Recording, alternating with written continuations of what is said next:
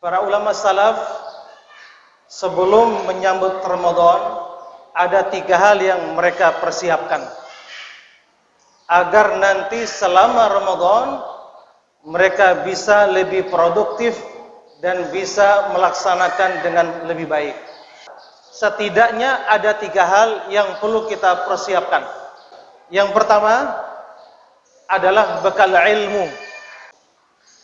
Karena tidak ada kualitas amal yang paling tinggi kecuali dengan ilmu. Maka kata Ibnu Abbas dalam kitab Mukhtasar Minhajul Qasidin, beliau menjelaskan bahwa orang-orang yang alim akan diberikan oleh Allah 700 derajat dibandingkan dengan orang mukmin pada umumnya. Sedangkan jarak 2 derajat itu adalah sejauh perjalanan 500 tahun. Sebagaimana dijelaskan oleh Umar bin Abdul Aziz rahimahullah ta'ala, beliau menjelaskan, man abadallah bi ghairi ilmin kana ma yufsidu aktsaru mimma yuslih. Kata beliau, barang siapa yang ditentukan kepada Allah, beribadah kepada Allah tanpa ilmu, maka dia akan membuat banyak kerusakan. Segala ibadah diawali dengan ilmu, maka akan menjadi besar, akan menjadi tinggi derajatnya di sisi Allah SWT. Maka Allah angkat derajat tadi 700 derajat dibandingkan dengan orang mukmin pada umumnya. Yang kedua, memperbanyak taubat, istighfar dan taubat kepada Allah SWT. Karena tidak mungkin hamba-hamba Allah yang kotor hatinya bisa maksimal dekat dengan Allah Subhanahu wa taala. Maka jemaah sekalian muliakan, setiap kejanggalan-kejanggalan yang kita rasakan, baik urusan rumah tangga, urusan perjalanan ilmu syar'i, urusan antara suami istri, urusan antara orang tua dan anak, urusan rizki, urusan apapun pasti akan terhalang disebabkan karena dosa. Maka di antara dosa yang paling mendatangkan mudarat setelah syirik kepada Allah itu durhaka kepada kedua orang tua. Kasus demi kasus yang terkena gangguan jin, yang terkena gangguan sihir, yang terkena gangguan penyakit-penyakit yang aneh, yang terbanyak adalah karena dosa. Maka disebutkan oleh Allah, wa ma asabakum min musibah fabima kasabat aydikum. Musibah apapun yang menimpa Anda, entahkah tanah longsor, itu umum.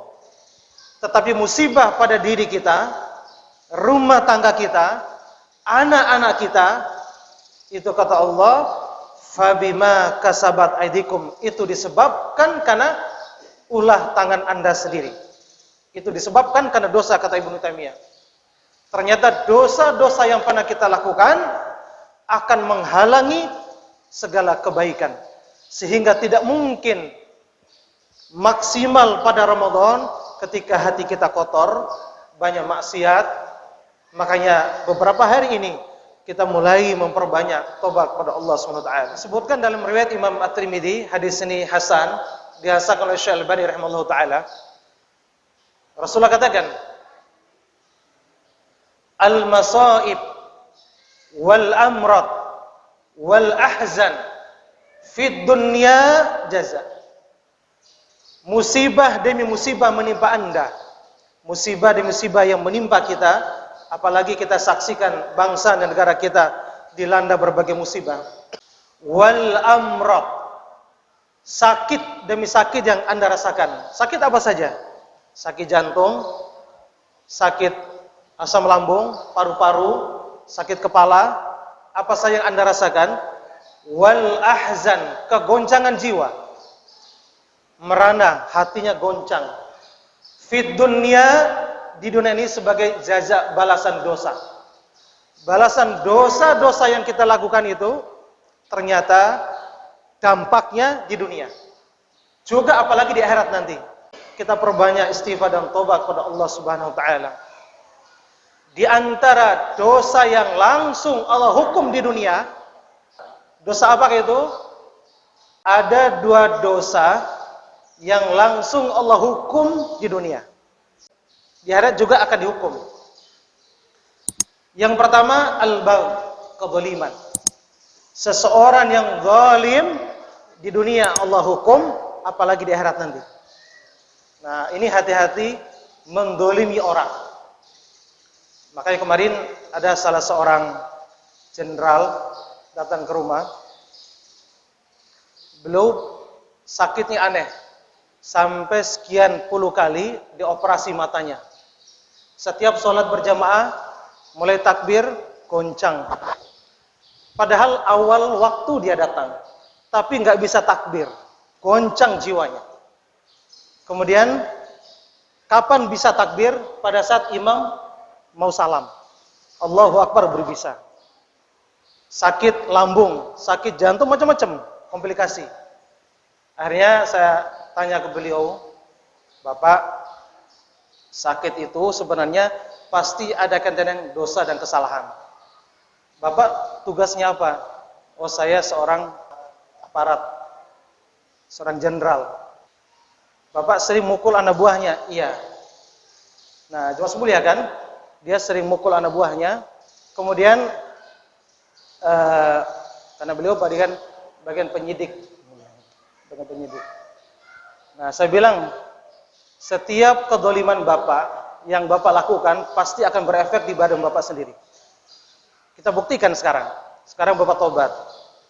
Kembali kepada Allah, hanya beliau nangis. Minta ampun kepada Allah SWT. Ya, baru pertama kali seorang jenderal nangis. Alhamdulillah, tiba-tiba tangannya begini. Tangannya bergerak. Bu, perhatikan tangan Bapak. Ini tangan yang suka memukul. Maka Allah saksikan di dunia. Nah, bagaimana dengan saudara-saudara kita yang mendolimi saudara-saudara yang lain? Memfitnah seseorang ulama, menjatuhkan kehormatan orang Islam, itu berbahaya. Bagaimana nasibnya di dunia? Perhatikan perjalanan orang-orang yang musuh Islam. Yang memusuhi Islam itu pasti akan disaksikan oleh Allah di dunia, akan dihancurkan Allah SWT. Bahwa darah seorang ulama, darah orang muslim itu adalah racun. Apalagi kita membunuhnya, itu berbahaya. Maka Allah buktikan di dunia kedzaliman itu pasti. Kemudian saya didatangi oleh seorang badan intelijen. Dia sakitnya dibopong, datang ke saya dibopong. Saya tanya sama beliau, antum kerja apa? Coba antum jujur. Kalau antum ini pengen sembuh, antum jujur. Kalau antum bohong, nggak akan sembuh, saya bilang. Dia suka jual tender-tender gitu. Subhanallah, sampai nafasnya, Masya Allah. Istrinya nggak tahu bahwa beliau ini adalah kerjanya begitu. Kakaknya juga, karena kakaknya teman saya. Cuma semulia kan, kata Allah, alhamdulillah setelah dia taubat nasuha, mengakui kesalahan-kesalahannya, kemudian dekat dengan Allah Subhanahu wa taala, alhamdulillah seketika Allah memberikan kesembuhan. Tadinya dibokong, pulangnya alhamdulillah lari, segar kembali. Itu yang pertama. Kedua, kata Nabi sallallahu alaihi wasallam, uququl walidain. Durhaka kepada kedua orang tua. Salah satu yang menyebabkan Allah turunkan bencana, Allah berikan penyakit yang aneh pada diri kita adalah karena durhaka kepada kedua orang tua. Itu berbahaya, Pak. Mensampingkan, lebih mendahulukan istri daripada orang tua, lebih mendahulukan duniawi daripada orang tua, itu sangat berbahaya. Allah turunkan penyakit durhaka pada orang tua bukan sekedar kita membentaknya, sekedar menyuruh, Bu, nitip cucu. Nah, kata para ulama ahli sunnah, ketika kita menitip cucu ke neneknya, itu salah satu bagian pada kedurhakaan. Jangan pernah menyusahkan orang tua kita. Cukuplah mereka sekian tahun merawat kita, jangan terbebani dengan cucunya lagi, kecuali mereka mau sendiri. Dan kasusnya Masya Allah banyak sekali, luar biasa. Kaitan dengan masalah ini, ada kemarin ibu-ibu perutnya membesar. Sebelum kita ruqyah, kita nanya, Bu, coba ingat, Pernahkah ibu berselisih dengan ibunya? Pernah, Ustadz. Coba sekarang segera tobat dan telepon sekarang. Setelah telepon, alhamdulillah, tiba-tiba perutnya alhamdulillah kempes, sembuh. Gangguan-gangguan jin, gangguan-gangguan sihir, penyakit itu terbanyak adalah karena dosa sama orang tua. Gara-gara kita saksikan orang tua mungkin tidak adil dalam menjalankan tugas sebagai orang tua, kesel, sekali kesal bisa puluhan tahun kita sengsara hidup. Tanda omongan saya. Karena dalil tidak pernah bohong. Sabda Nabi Muhammad SAW tidak pernah bohong. Makanya kalau ada masalah urusan keluarga, urusan anak, cek urusan kita sama orang tua. Maka Nabi SAW mengatakan, birru aba'ukum tabarrukum abna'ukum. Baktilah kepada kedua orang tuamu, niscaya akan melahirkan anakmu yang bakti kepada kita. Dalam kitab Al-Kabair, kata Ibnu Abbas, siapa yang durhaka kepada kedua orang tua, atau salah satunya, nanti Allah akan memberikan anak yang durhaka kepada kita juga. Paket. Kalau ada anak kita bermasalah, apakah ini kaitan dengan gangguan jin atau karena kita yang salah mendidik anak, dan gitu. Atau kaitan dengan hubungan kita sama orang tua. Coba ingat, kalau anak kita susah diatur, ada berapa kemungkinan?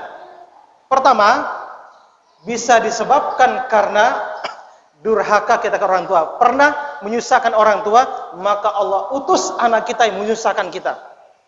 Kalau anak kita susah diatur, barangkali dulu kita susah diatur. Kedua, boleh jadi cara didiknya adalah dengan cara keras, sering membentak, sering dipukul, pasti anak pun berontak. Ini kasusnya ratusan ribu sehari-hari yang kami tangani. Anak-anak yang bermasalah, yang lawan orang tua karena pola asuhnya terlalu keras. Boleh tegas, tapi jangan sampai main membentaknya dengan fisik. Itu perhatikan anak itu pada bermasalah, terutama anak perempuan. Terutama anak perempuan. Nah, anak perempuan usahakan lebih dekat dengan ayahnya. Kalau tidak, biasanya akan mencari kasih sayang di luar. Atau sebagai wali kelas, ketika anak salah, kita pukul dia, kita bentak dia, perhatikan mentalnya itu bermasalah. Nah, ini yang sering kali dilakukan beberapa pesantren, beberapa sekolah. Ini bahaya. Makanya jemaah memuliakan, kalau sekiranya anak itu salah, jangan langsung disalahkan. Kemudian jangan dibentak, jangan apalagi dipukul, itu bahaya. Dia akan membekas, apalagi anak perempuan. Juga sama, terjadi perceraian kedua orang tua, kemudian anak tadi dititipkan neneknya, atau salah satu ibu atau bapaknya, kemudian kurang mendapatkan kasih sayang. Perhatikan anak ini, pasti anak ini kurang percaya diri, suka menyendiri, lebih menyalahkan diri sendiri karena tidak berarti bagi dia. Dan anak ini biasanya, nah ini sering baper biasanya anak seperti ini. Dan seringkali kurang percaya diri. Ketika disuruh apa, negatif thinkingnya selalu muncul. Nah, jemaah sekalian muliakan, bahkan sampai punya anak pun tetap ke bawah sakit itu. Dan nanti timbulnya penyakit yang bipolar biasanya, berkepribadian ganda. Nah, jadi korban nanti tumbuh besar. Karakter seperti ini sering menyalahkan suami. Nah, suami sehari-hari sering disalahkan.